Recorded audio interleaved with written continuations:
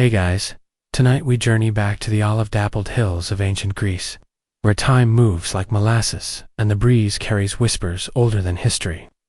The air smells like crushed thyme and lazy sun-warmed stone. You're strolling through a grove just before twilight, sandals soft on the dry earth, cicadas gossiping overhead. Somewhere in the distance, you hear a sleepy goat make a sound that might be a yawn or a complaint innocently. You relate. It's one of those evenings where the sky forgets it's supposed to get dark, and everything seems paused, draped in warm gold. You pass gnarled olive trees that look like they've seen more weddings and funerals than any priest ever has. And just when you're about to sit on a mossy rock and give in to a nap that's been stalking you since lunch, you hear something strange. A faint shuffling, a soft grunt. And then, from behind a bush, emerges a giant turtle. Not terrifyingly giant, no monstrous snapping jaws or magical beams shooting out of its shell, but big enough that you instinctively step back and wonder if you've been sun-drunk too long. It waddles forward, utterly unbothered by your presence. Tied around its middle with a faded silk ribbon is a scroll. A real, proper scroll, sealed with wax shaped like a lightning bolt. You blink. The turtle blinks. The moment feels very mythological. You probably won't survive this, so before you get comfortable, take a moment to like the video and subscribe, but only if you genuinely enjoy what I do here. And tell me where you're watching from tonight, what country, what time, and what kind of sleepy snack you're curling up with. Now, dim the lights, maybe turn on a fan for that soft background hum, and let's ease into tonight's journey. Together, you squat down slowly, hands on your knees, and squint at the wax seal. It's not just any lightning bolt, it's stylized in that overdramatic "look how powerful I am" way that only one guy uses. Zeus, great, you've stumbled into divine errands again. That usually means two things: you're about to lose sleep, and someone's going to throw a fruit with magical consequences. The turtle, sensing your hesitance, lets out a sort of wheezy huff, like a librarian who's already explained the rules. Then it plods forward, expecting you to follow. So you do. Because what else are you going to do? Go back to the grove and pretend this didn't happen. The journey with the turtle is slow, like really slow. You've heard of glacial paces. This is even more committed to leisure. At one point, the turtle stops entirely to stare at a grasshopper. You sit beside it and make a daisy chain. You nap. You wake up. The turtle has moved 5 feet. Eventually, you break and untie the scroll. Because really, what's the worst that could happen? Spoiler, the Trojan War. You peel back the wax and unroll it, and the golden threaded parchment nearly blinds you. Written in elaborate calligraphy, it reads, "To Eris, Lady of Discord. You are hereby invited to the wedding feast of Peleus and Thetis. Location, Mount Olympus. Garden terrace dress code, divine formal. Bring a gift, but nothing cursed. Zeus." You blink. Then you blink again. Wait a minute. Peleus and Thetis. You've heard of that wedding. You've heard of the guests, the drama, the gods, the drama, but Eris wasn't there. That's the whole thing. That's the seed of it all. So why does this scroll exist? You look down at the turtle, who is now happily munching a leaf, like it didn't just carry history's biggest oops on its back. There's no date on the scroll, no timestamp. Just a shimmer of magic and a gut-deep sense that this message shouldn't exist. Or maybe it should have existed and got lost. Historians still argue whether Eris was truly uninvited or simply didn't show up on time. Some suggest a clerical error. Others blame a goat. Theories aside, here it is. The invitation, late, unopened, unsent until now. You fold it back up slowly and glance toward the north. Olympus is out there, probably, glowing with godly ego and way too much wine. And here you are, with a mythical postal turtle and a cursed piece of parchment that might accidentally rewrite history. Again, you sigh, adjust your sandals, and begin walking. The way to Mount Olympus isn't marked by signs or roads, but your feet know where to go. You pass quiet groves where satyrs are probably sleeping off hangovers, and creeks where naiads blink at you with ancient curiosity. At one point, a tree offers you an apple. You decline by the time you reach the base of Olympus. The stars are out, and the turtle has vanished without a trace. Typical. You begin the climb. Olympus is steep, sure, but the real challenge is dodging the egos. As you ascend, you start to hear the faint sounds of divine laughter, clinking goblets, and someone probably apollo-tuning a lyre for the 1000th time. You reach the gates and are stopped by Hermes. Who's running security tonight? He gives you a look. Did you bring the cursed apple? He asks. You blink. Apple. Never mind. He steps aside. You're late. Of course you're late. Inside the palace, everything is pure opulence. Columns taller than trees. Floors made of clouds and moonlight. Gods in every direction shining, shimmering, occasionally arguing. The wedding is in full swing. You slip into the garden terrace, just as Thetis, goddess of the sea, dazzles the crowd, in a gown made of crashing waves and dolphin songs. Her husband to-be, Peleus, a mortal with abs sculpted by nepotism, stands awkwardly beside her, trying not to look too mortal. There's laughter, toasts, ambrosia being poured by nymphs, who look like they've had it up to here with everyone's nonsense heroes. Crown glows. Aphrodite's laughter makes the flowers bloom. Athena is already playing chess with herself and losing. Somehow, but then you glance at the guest list, hovering magically beside the buffet, and you see it. No heiress, not even a crossed-out line, just ... nothing. Which means you're holding the only proof that someone meant to invite her. A god bumps into you, spilling golden nectar on your tunic. You mutter an apology, tuck the scroll under your arm, and look around. Should you deliver it? Sneak it into Zeus's robe? Leave it in the punch bowl, and walk away slowly? Somewhere in the garden, a breeze picks up. The scroll pulses faintly with warmth, as if aware it's getting close to its destination. You exhale. This is going to be a very long night. Asterisk. You stare at the glowing scroll under your arm, and wonder if you can fake a fainting spell and roll off Olympus unnoticed. But you're already here, and the turtle's gone. You're committed now. The wedding feast is in full divine swing. Dionysus has taken over the wine distribution, which means moderation is absolutely off the menu. Every goblet is overflowing, and there are grapes dancing mid-air to lyre music. Literally, the grapes are performing. Synchronized spins, you sidle through the garden, dodging clusters of gods in sparkling robes. A satyr slurs an ode to Thetis, while Poseidon critiques the shrimp with serious disappointment. Hestia offers you a roasted fig wrapped in honey-soaked bay leaves. You accept, because this may be your last pleasant memory before the world erupts in golden, god-powered chaos. The scroll hums slightly as you approach the edge of the central table, where Zeus lounges like he invented reclining, which, arguably, he did. His toga gleams like a summer thunderstorm, and his beard is perfectly fluffed. You swallow and raise a hand. Delivery. He arches a golden eyebrow at you. You're suddenly very aware that you are not divine, you are not glowing, and you are standing in sandals that were probably made by someone named Darius, who also fixes roof tiles. Speak. Zeus rumbles. You hand him the scroll. He reads it, his expression unreadable.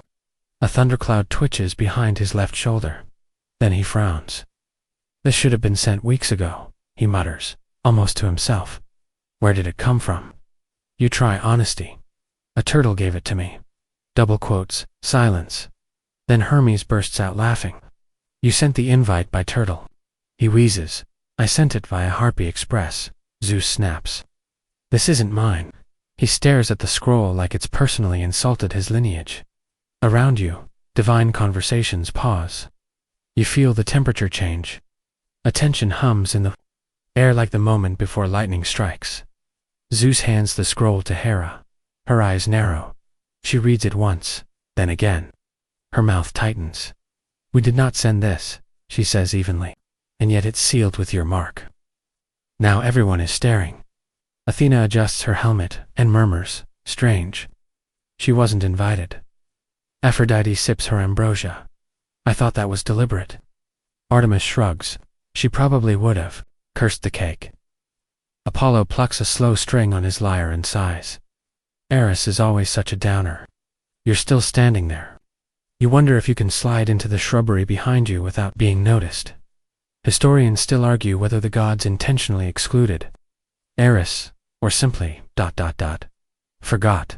Some say Zeus feared what she might bring. Others whisper that it was a error involving a centaur with terrible handwriting. Either way, she wasn't there until now. A shiver runs through the marble floor. Not the kind caused by earthquakes. The kind caused by arrival. Eris steps through the veil between realms with all the drama of a woman who knows she was left off a group chat and is about to fix that. Her gown is smoke. Her eyes are constellations having an argument. In one hand, she carries a staff made of twisted bronze serpents. In the other, she holds nothing yet. But you feel the yet vibrating in the air, like a warning. You are no longer the most uncomfortable person at the party. She doesn't speak. She doesn't shout.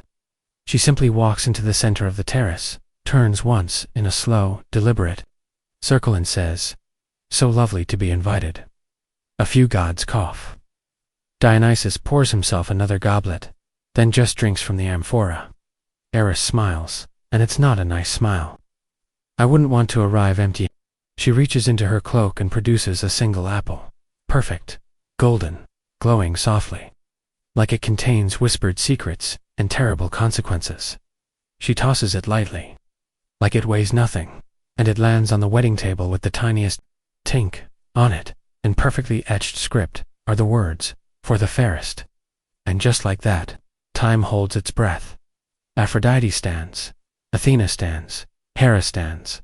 All three fix their eyes on the apple, and each of them smiles. You take 3 careful steps backward and wish the turtle would come back and roll over you like a very slow boulder. The apple doesn't move. It just sits there, looking innocuous, like it doesn't know it's about to change the course of ancient history. Aphrodite reaches for it. Hera reaches at the same time. Athena raises an eyebrow and places her spear gently on the table, as if to say, "Do we really want to do this right now?" Eris says nothing. She just watches, with the expression of someone who's just tossed a spark into a very dry forest, and is waiting for the satisfying crackle. Zeus clears his throat. The apple glints. You step farther back. Aphrodite says, "I'm clearly the fairest." Athena smirks. "Please. You're literally love and beauty. You've never trained a day in your life."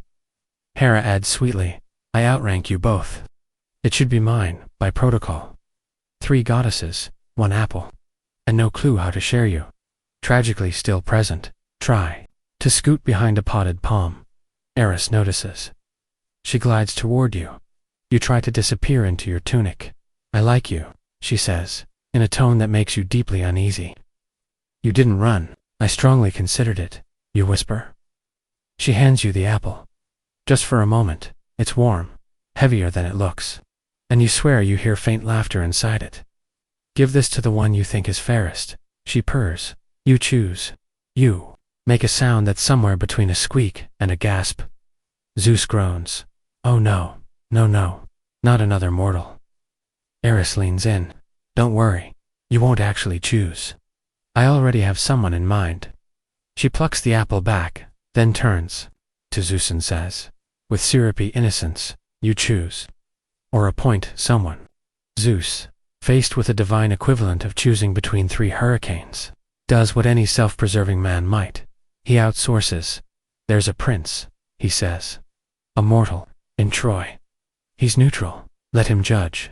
And suddenly, you're volunteered to escort 3 divinely irritated women across the Aegean to a shepherd boy with the impossible task of deciding who gets the apple. You sigh, of course. The apple that started a war is in play, and the gods have decided to Uber you to Troy. Asterisk, you barely have time to grab a handful of roasted figs before you're whisked away. Hermes, in an uncharacteristically efficient moment, snaps his fingers, and suddenly the garden terrace melts around you into swirling clouds, warm wind, and the faint offended sniff of Hera being expected to ride coach. You reappear, standing on a cliff overlooking the Aegean Sea, below. Troy glistens like a sunrise, caught in amber, its towers rising from golden plains, its rooftops etched in red clay and sun-baked pride. There's an olive grove curling up one hill, and somewhere down there, a shepherd boy named Paris is herding goats and unknowingly preparing to destroy the world. Behind you, the goddesses shimmer into form, with varying levels of irritation. Aphrodite, for one, is reclining mid-air like she's still at the spa. Hera is inspecting the hem of her gown for travel wrinkles. And Athena is already calculating battle strategies for an encounter that hasn't even started yet. You clear your throat. So, Troy. Yes, Athena says crisply.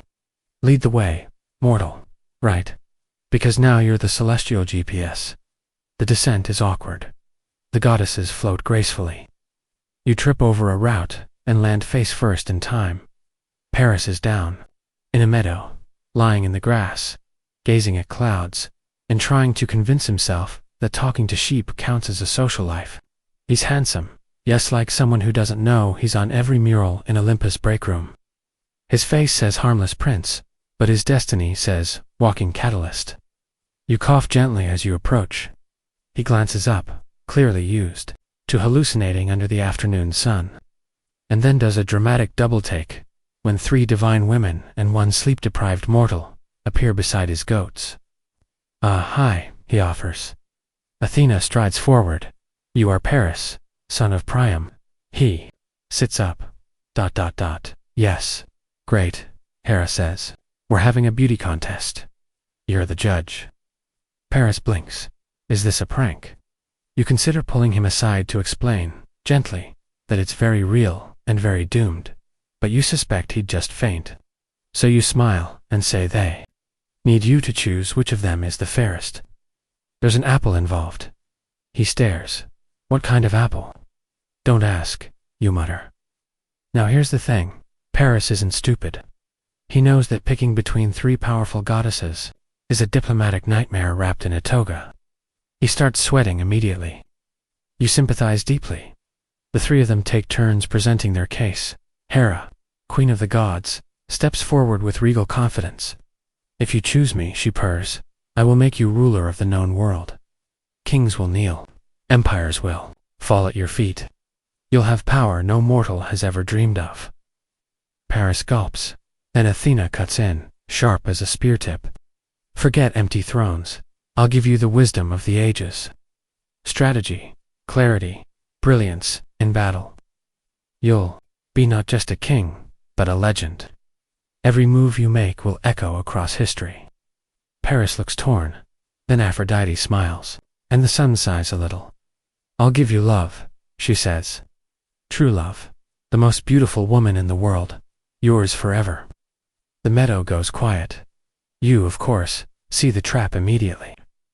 That woman is already married. To a Spartan king. A famously angry Spartan king. A man who trains by punching wild boars. But Paris just sees the soft shimmer of desire, and doesn't ask follow-up questions. Historians still debate whether Paris genuinely believed in Aphrodite's offer, or was just blinded by charm. Either way, it was not his best critical thinking moment. You lean closer and whisper, maybe think this through. I choose Aphrodite, he says dreamily. And just like that, history groans. Athena gasps. Hera scowls so hard the clouds turn gray. Somewhere, thunder rolls. Aphrodite simply smiles and twirls the apple in her fingers. It's settled then, she says, and places the apple in her hair like it's a seasonal accessory. The other 2 goddesses don't say a word. They vanish. But the grass where they stood is slightly scorched. Paris looks pleased with himself. You do not. Aphrodite leans over to him and murmurs, now, about that woman I promised you. Her name is Helen. She's in Sparta. You'll need a ship. Paris, still glowing from divine attention, nods eagerly. Whatever it takes. You rub your temples. Here's what you know. Helen is married to Menelaus, who is famously protective. Often shirtless, and once tackled a centaur at a dinner party. She is also, according to legend, the most beautiful woman alive, which means she's basically a political powder keg in a toga. The goats bleat in warning. Paris doesn't notice. The rest of the day passes in a haze. Paris returns to Troy, suddenly convinced he deserves something bigger than shepherding. You unfortunately now known in Olympus as the mortal who assisted, are dragged along as Aphrodite orchestrates the next phase. A ship is built. Helen is. Well, she's charming, smart, dreamy-eyed, and married. But Paris arrives in Sparta, flashing smiles and a bit too much confidence. And thanks to Aphrodite's divine meddling, Helen falls for him. There's poetry, secret glances, a not-so-subtle elopement, and you're there, crouching behind barrels on the deck as the ship pulls away from the Spartan coast. Helen beside Paris, wind in her hair, and a prophecy hanging heavy in the air.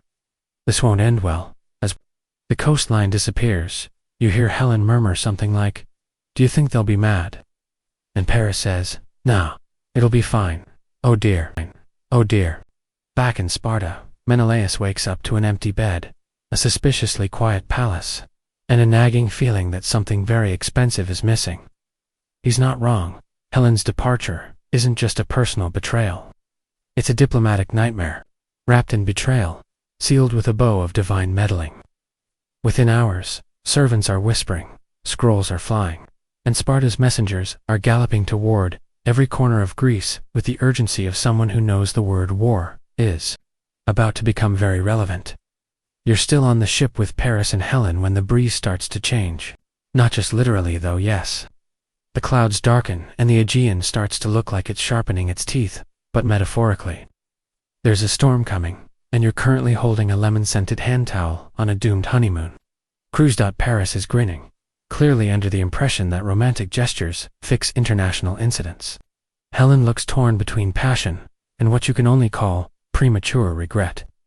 You sit near the stern, chewing dried figs, and calculating just how far a mortal can swim before being intercepted by Poseidon's sharks, somewhere far away. Omens begin. A cow is born with 3 eyes in Thessaly. In Athens, an old priest sees a hawk devour a snake and immediately faints. And in an otherwise forgettable village, a goose begins speaking fluent Ionic Greek and reciting verses about flaming towers. The locals are not calm. Historians still debate whether these omens were recorded after the war to justify the panic, or whether ancient Greeks genuinely believed that animals were delivering push notifications from the gods. Either way, the gods are stirring. The threads of fate are tightening. Meanwhile, Aphrodite is thrilled. She pops in, occasionally literally, just appears in a shimmer of perfume and smugness to check on her favorite couple. She gifts Helen an enchanted comb that sings lullabies in sapphic verse, and Paris a bronze dagger that can't cut butter, but looks extremely heroic, strapped to a belt. You try to explain that perhaps abducting the wife of a Spartan king isn't the most sustainable romance model, but no one listens. You're also the one who ate barnacles off a ship plank for lunch, so your authority is limited. By the time the ship reaches Troy, drums are sounding along the cliffs. Troy welcomes Paris like a returning hero rose petals. Wine liars, the full Pinterest-worthy welcome. Priam, Paris's father, is aging but sharp, and definitely suspects this situation is, at minimum, complicated. Hecuba, Paris's mother, takes one look at Helen and immediately whispers, "Oh no."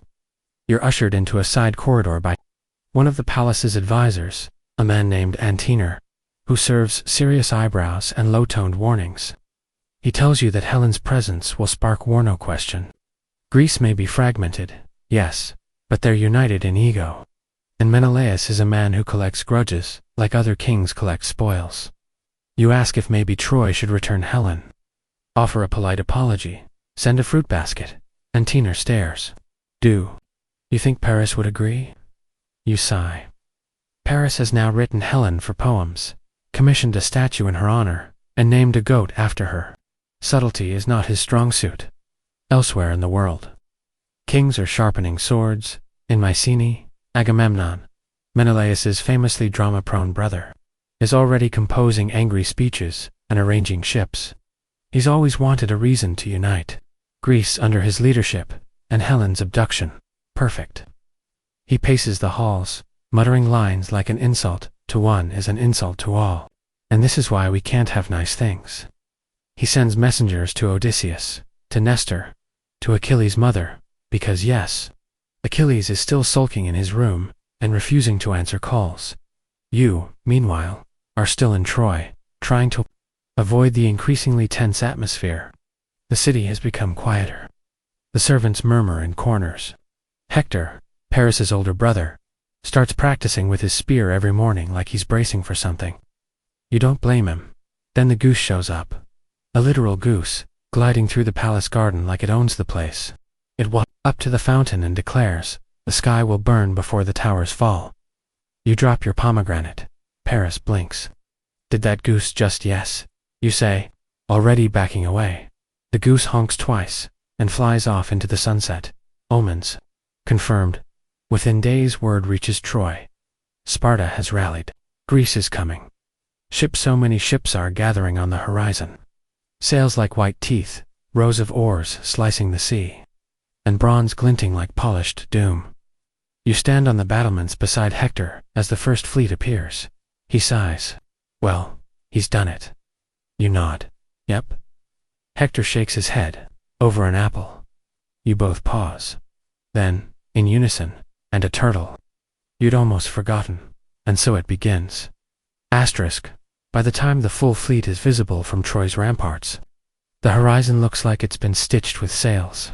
Hundreds of ships, maybe more, each a floating monument to Greek pride, Greek grudges, and Greek refusal to let anything slide.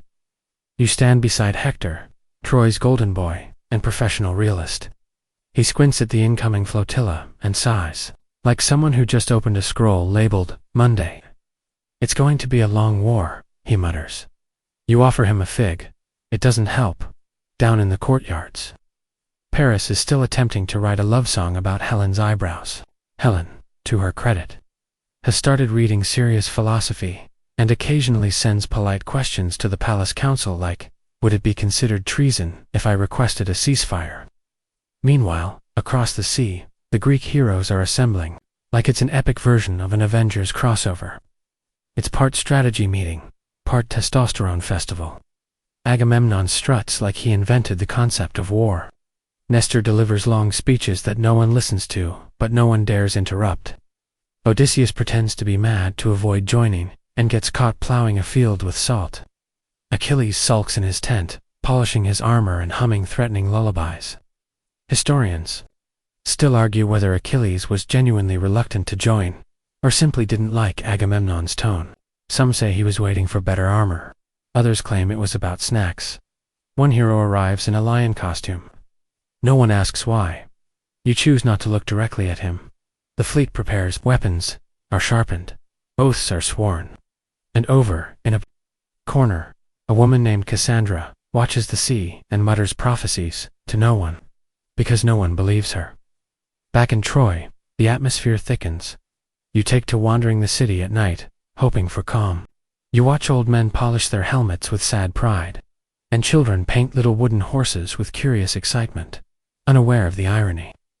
You pass temples where priests offer sacrifices and hope. You pass kitchens where cooks whisper, "It'll be over in a week, 2 at most." Spoiler, it will not. Then, one humid morning, the first arrows fly. The Greeks land with enough force to make the sea itself recoil. The beaches become a battlefield of splintered shields and shouted insults.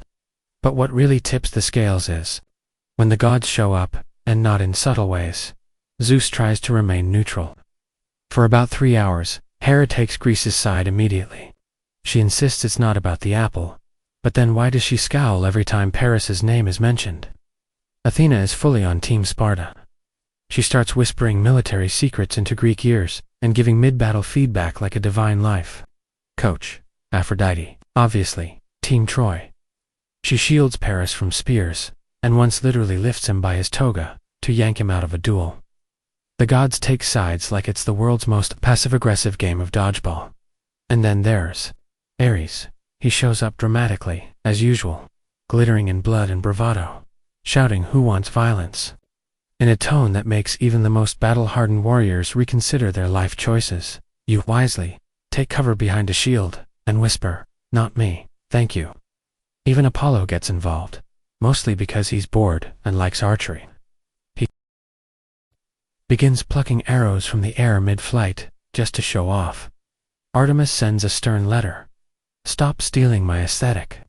As for Poseidon, He alternates between helping the Greeks and sulking in his ocean lair because no one invited him to the strategy meetings. At one point, he throws a wave at a Trojan supply ship just to feel included. You spend your days dodging ambrosia-fueled godfights and your nights helping write peace letters that will never be sent. Somewhere in the chaos, the Greeks build a dining pavilion shaped like a giant fish. No one knows why. Casualties begin piling up. But instead of decisive victory, the war morphs into a strange, stubborn stalemate. Both sides refuse to lose. The gods refuse to compromise, and you refuse to unpack your travel bag, because surely this will end soon, right? Troy holds. The Greeks rage, and the gods. The gods escalate one morning, while checking the Greek trenches for any sign of diplomacy. You see Aphrodite arguing with Athena over helmet design. Function over fashion, Athena insists. But look at this, plume. Aphrodite pouts. It's exhausting at night. You lie in a tent near the edge of the camp, listening to the sea whisper old stories. The air is thick with smoke and sweat, and the faint hum of divine plotting. You dream of turtles and golden apples, and scrolls that should have stayed lost. The war drags on. No one's winning, except maybe Eris. You can almost hear her laughter. It's been weeks now.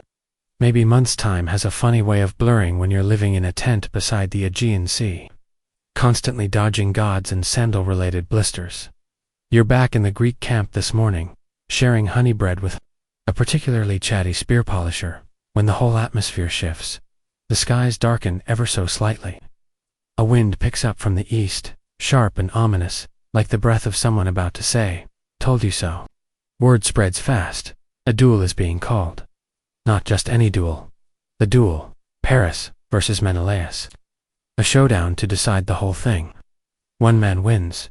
The war ends. Everyone goes home. Simple, neat, blood-soaked closure. You try not to laugh, because, Paris, he writes poetry with a quill dipped in rosewater. Menelaus sharpens his sword, while humming aggressively at goats. Still, the armies agree to it. It's a bizarrely diplomatic moment. The battlefield clears. The air grows still. Troy's walls gleam in the distance, and you can almost hear Helen sighing over the sheer stupidity of it all. Paris arrives first, strutting like he's not shaking in his sandals. His armor is polished to a blinding shine. Aphrodite herself appears, briefly to adjust his hair and whisper something that sounds suspiciously like "Don't get stabbed in the face, darling." Menelaus arrives next, dragging a shield that's seen more action than Paris has had hot meals. His jaw is set, his eyes are murder.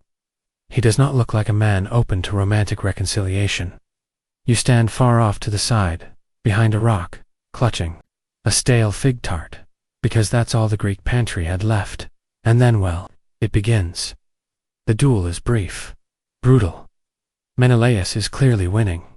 Paris stumbles, dodges, flails. His sword snaps. He falls, dust and doom clinging to him. And just when it looks like Menelaus is about to end this chapter, something very Aphrodite happens. A flash of pink smoke, a shimmer of rose petals, and dash poof. Paris is gone, literally vanished from the battlefield.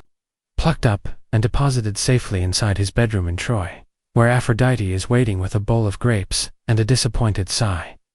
Menelaus is left on the field, swinging at empty air. You wince. The Greeks roar in outrage. The Trojans look confused. Zeus facepalms from Olympus. The fragile truce shatters like cheap pottery. The war is back on. Historians still argue whether this duel ever actually occurred or was retroactively written into the myth as a cautionary tale against trusting anyone named Paris. You wander back to the Greek camp with a growing sense of doom. Achilles, watching from the sidelines, snorts and goes back to oiling his calves. Agamemnon is already shouting. Odysseus mutters, "Should have stayed with the salted field." What follows is chaos. Not glorious chaos, just dusty, god-laced slog. And here's where things get extra strange. You begin to notice that the gods aren't just interfering, they're enjoying it. Apollo turns arrows mid-air into birds, just to see the archer's curse. Hera sends a heat wave that melts bronze armor onto soldiers' legs, mildly, not fatally, because she's not a monster. Hermes swaps sandals between two generals mid-battle, causing a lot of tripping, and one particularly unexpected interpretive dance moment. Then there's the apple. Yes, that apple. You spot it again one evening, perched on a table beside Agamemnon's wine cup. No one knows how it got there.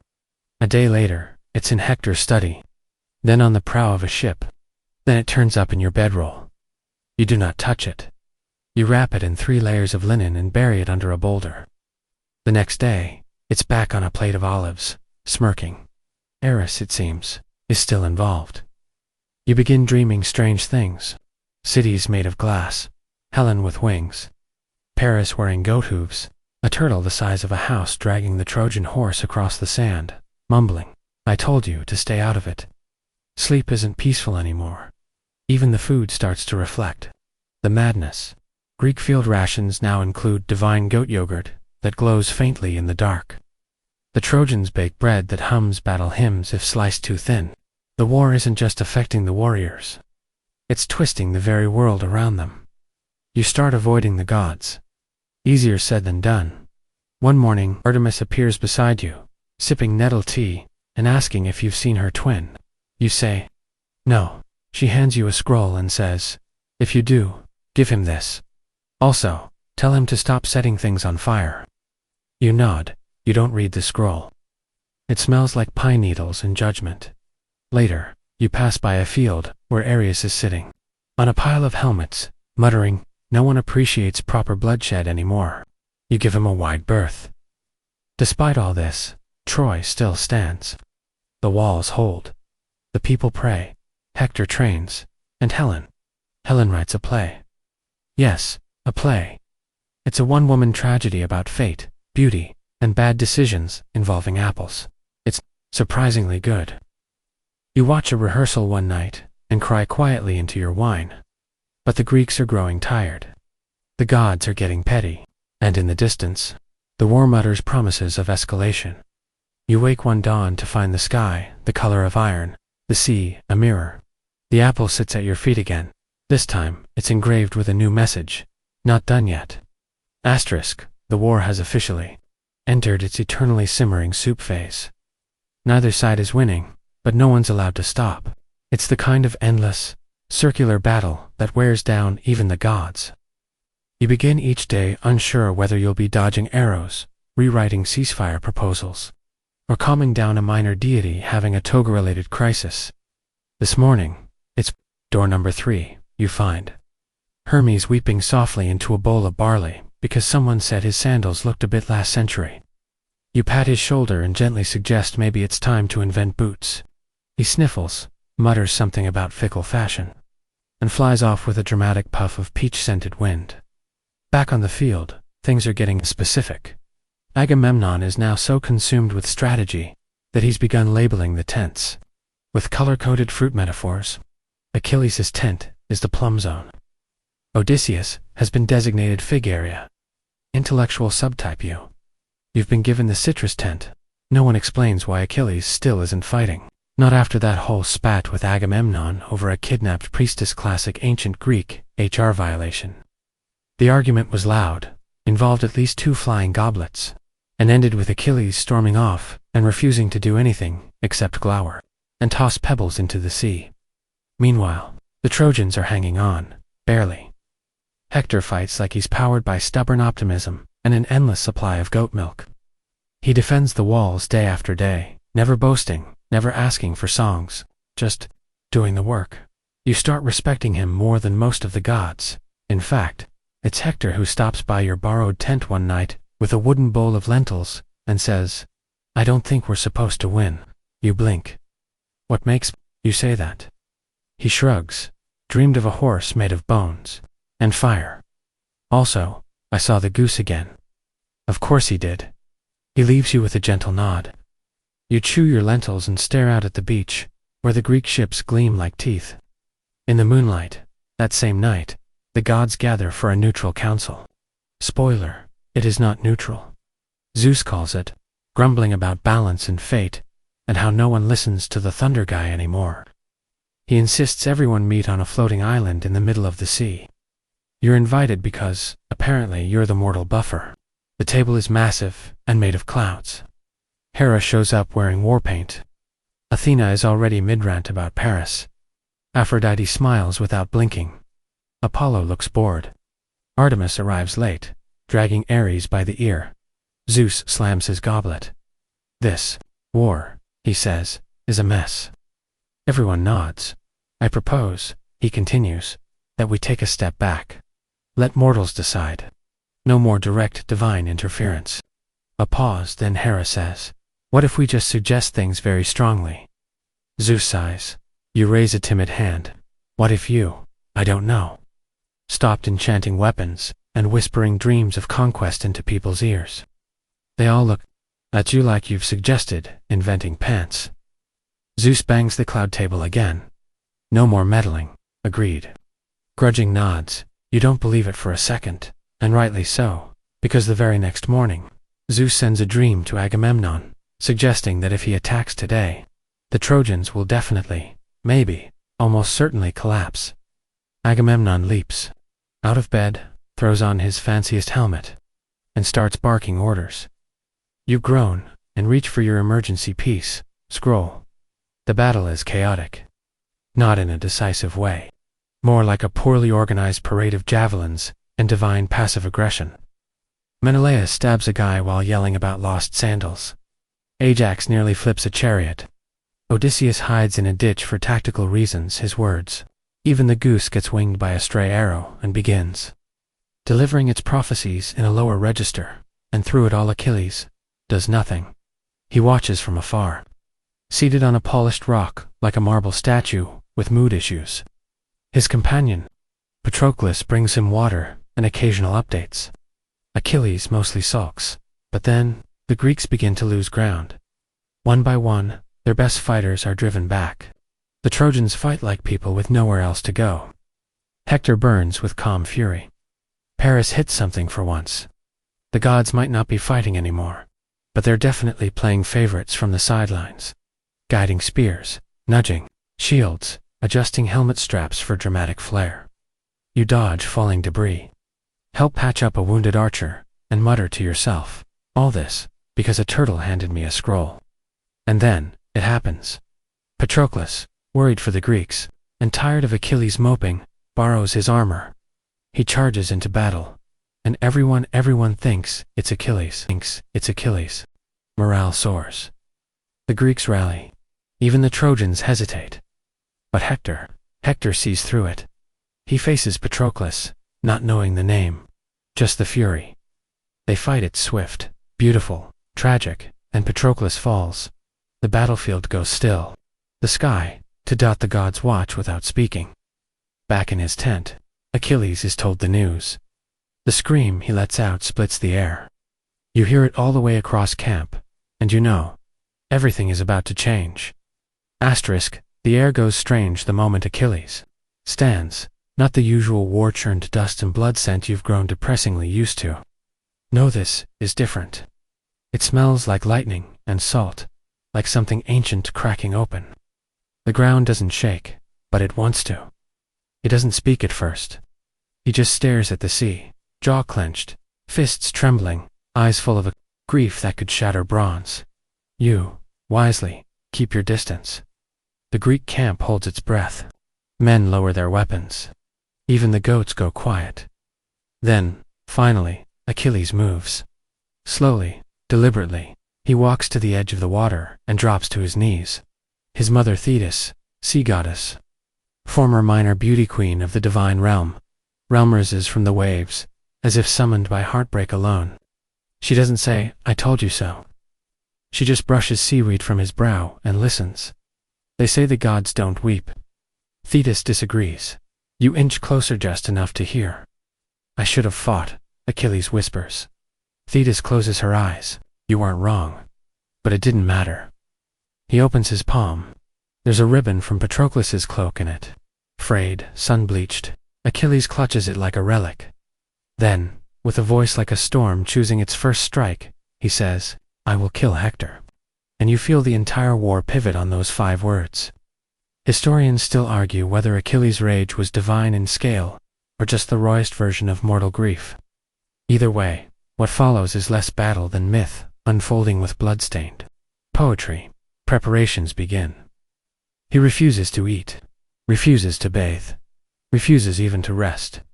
He polishes his armor until it gleams like a moon trapped in metal. The new shield, forged by Hephaestus himself, depicts the world in miniature cities, at peace, cities at war, rivers, stars, lovers. It's a reminder, perhaps, of what's worth protecting, or losing. You catch a glimpse of it once, and feel your knees give a little. Then he marches to the field. The Greeks part like grass in wind. Hector waits beyond the walls of Troy, fully aware of what's coming. He's not deluded. He knows he's no match not for Achilles in this state.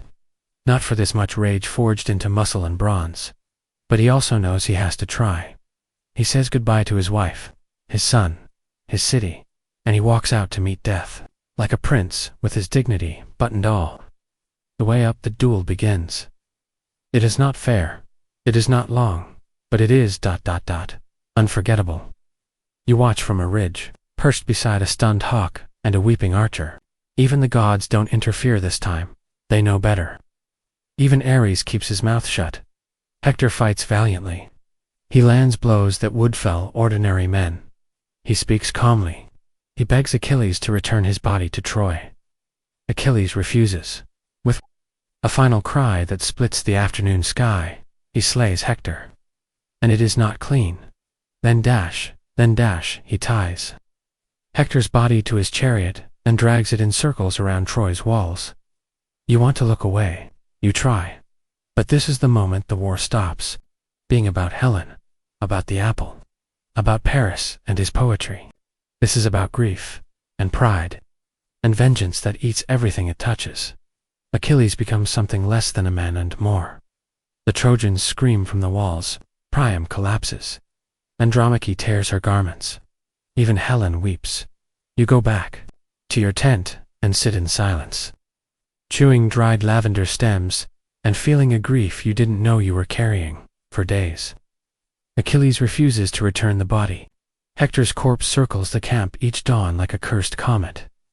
The gods begin to grumble. Zeus himself finally intervenes, sending a dream to Priam.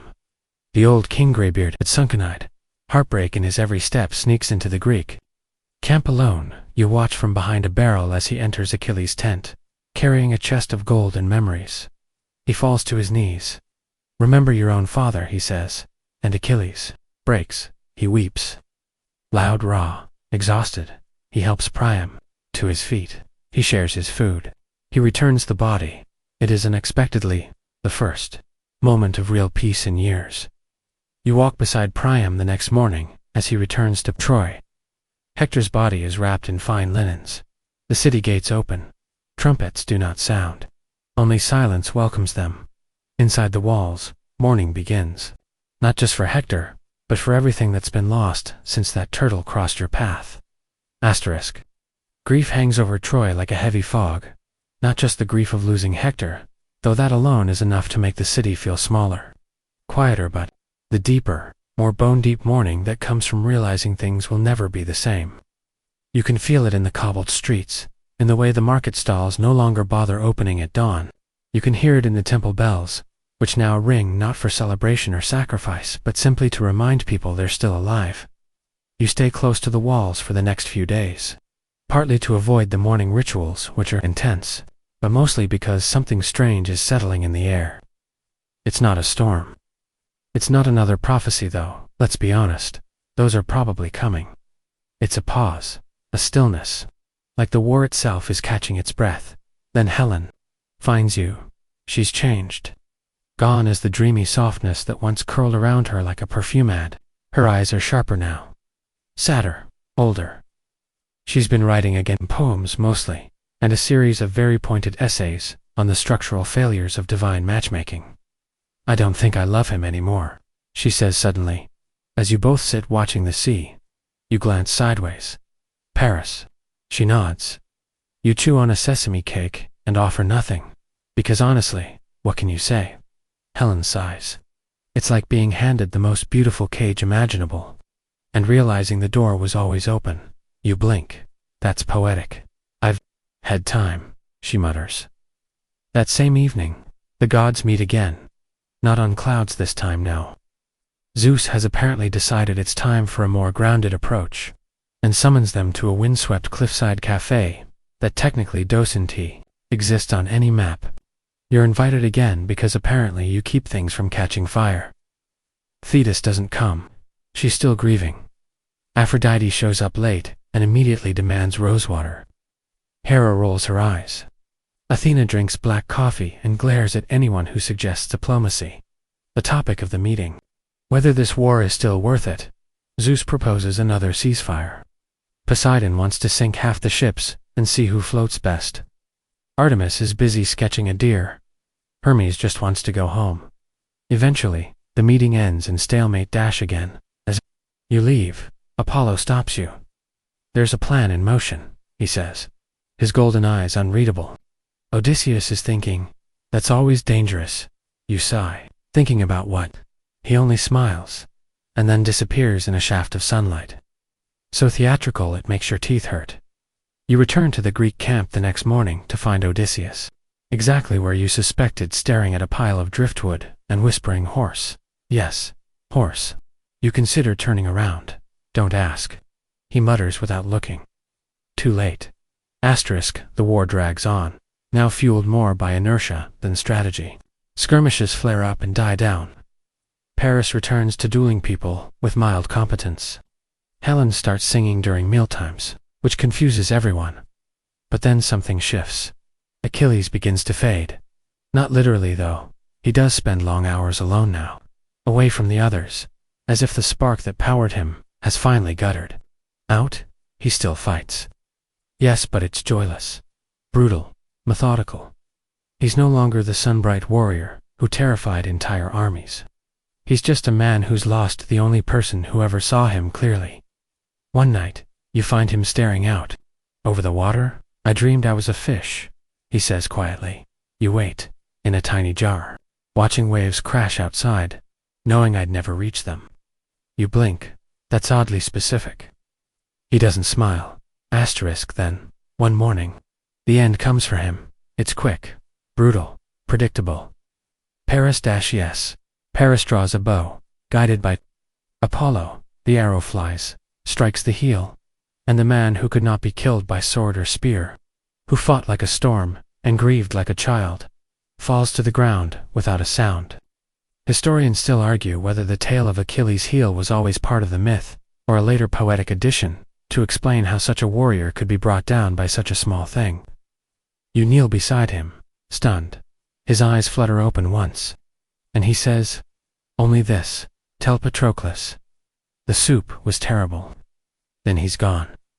The camp falls into silence. Even the sea is still. Later, the Myrmidons, the fierce warriors who followed him, hold a funeral unlike any other. The flames rise high, dancing with sorrow and pride. The gods watch from the hills. Even Ares wipes one eye. You stay back. You whisper goodbye, and you realize this war has taken too much. But it's not done yet. The Greeks begin building something big, something wooden. You raise one eyebrow and mutter, "That better not be a horse." It is. It is. The wooden horse stands on the shore like a giant, silent beast, a bizarre blend of art, engineering, and madness. You watch as Greek soldiers hammer and carve, whispering prayers and jokes that don't quite land.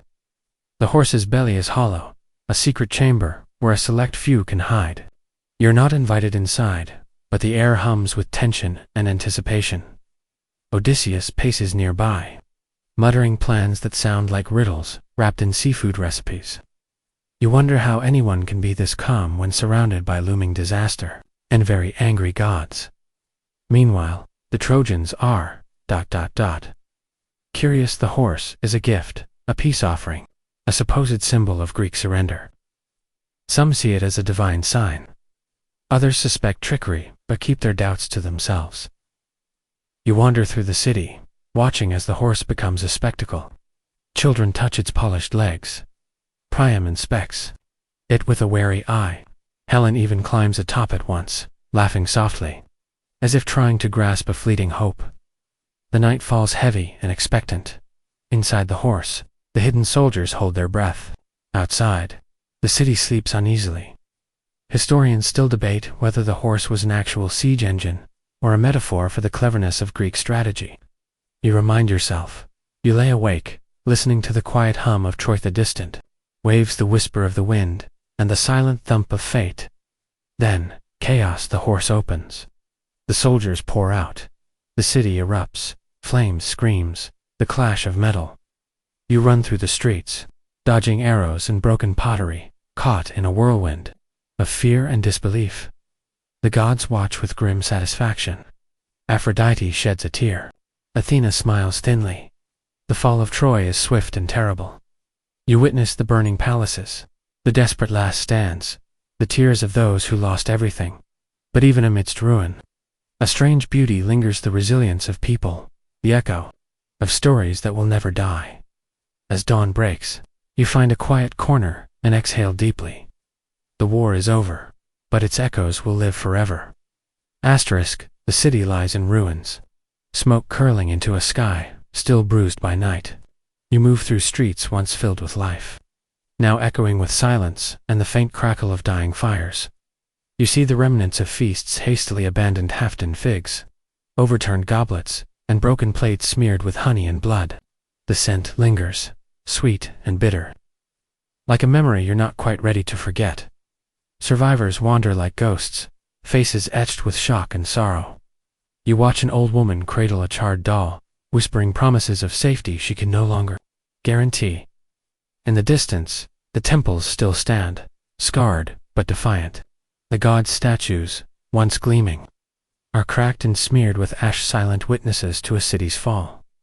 You recall the goose's prophecy, the flaming tower's end. It feels painfully real now. But amidst despair, you glimpse moments of humanity, shining through the rubble. A child sharing bread with a stray dog. A soldier helping an elderly man. Strangers embracing without words. The Greek victors begin to settle into their new dominion, their cheers muted by exhaustion and the heavy weight of victory's cost.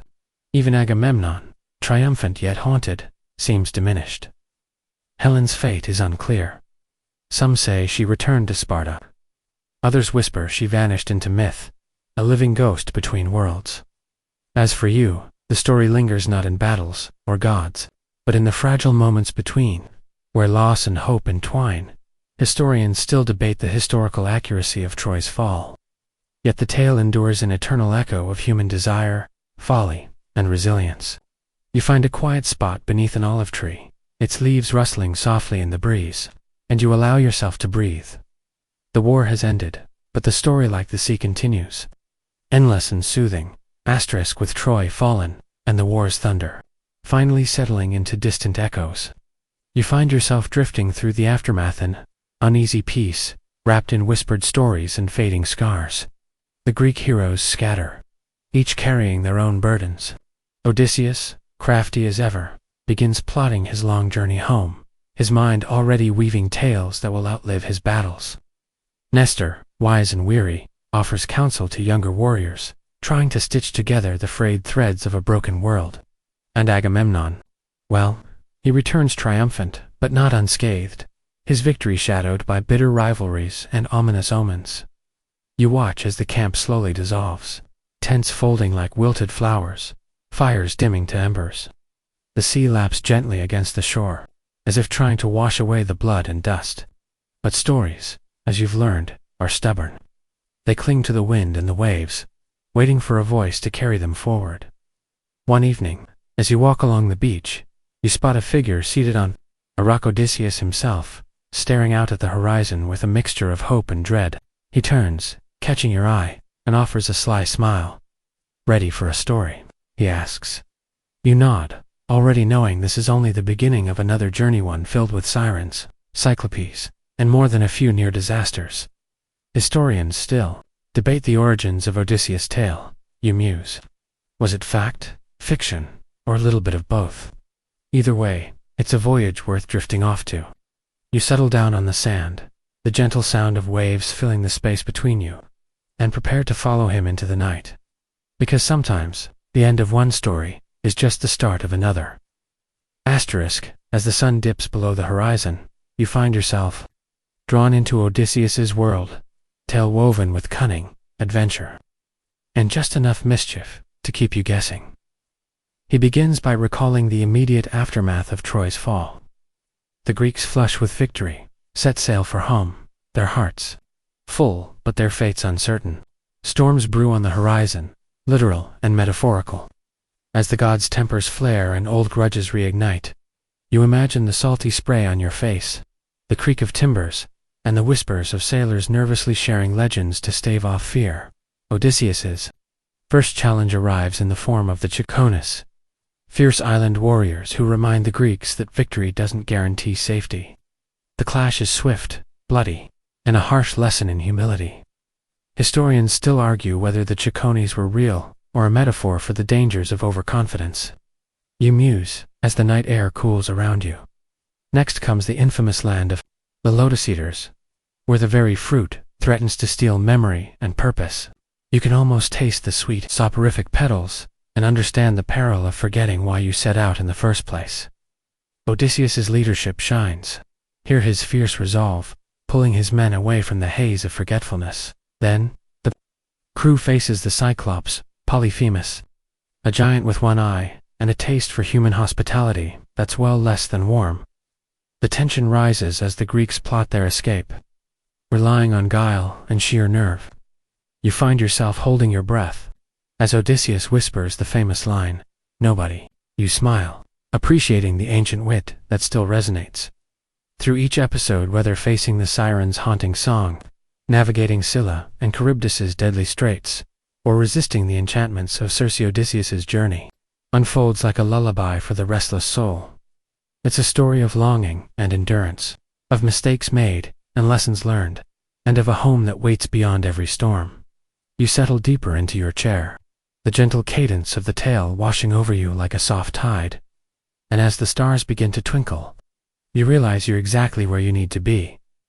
Asterisk, the journey stretches on, long and winding, marked by moments of quiet reflection as much as by peril. Odysseus tells you about his time with the goddess Calypso, where days blend into nights in a timeless haze of solitude and longing.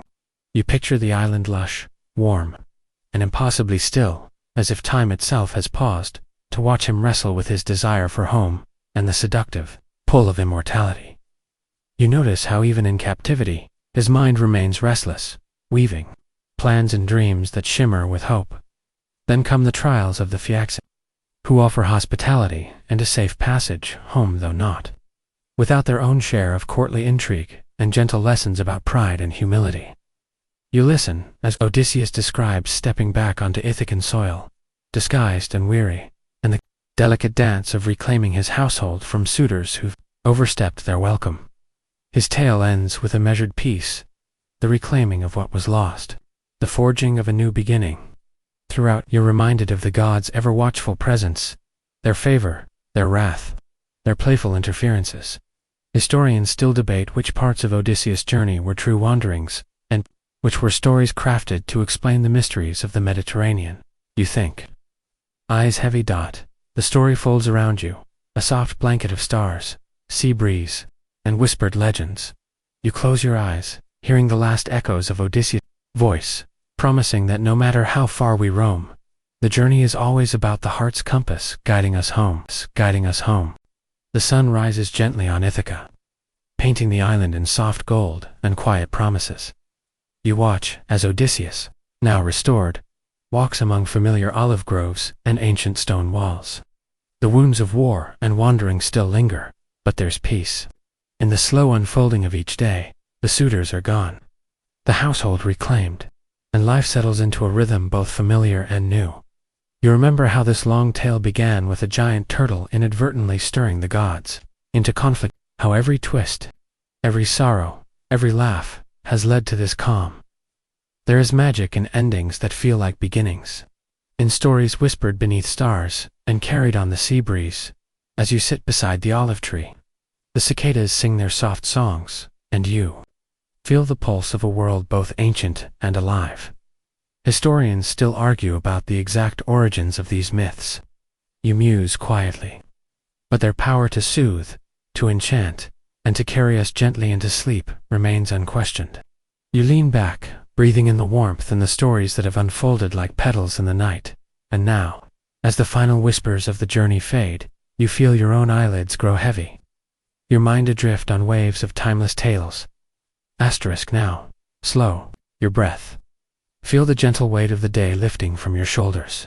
Imagine the soft rustle of olive leaves above, the steady murmur of waves far away, and the quiet stars beginning their watch. There is comfort in stories told beneath calm skies, in the dance of myth and memory, and in the knowledge that every ending is a doorway to rest. Let the echoes of the gods' laughter, the murmur of ancient seas, and the warmth of a flickering campfire cradle you. You are safe here, wrapped in timeless tales and soft shadows. Let your thoughts drift like the gentle breeze, far from worries and noise, and as sleep beckons, know that these stories will wait, ready to greet you again whenever you return. Good night, dear traveler.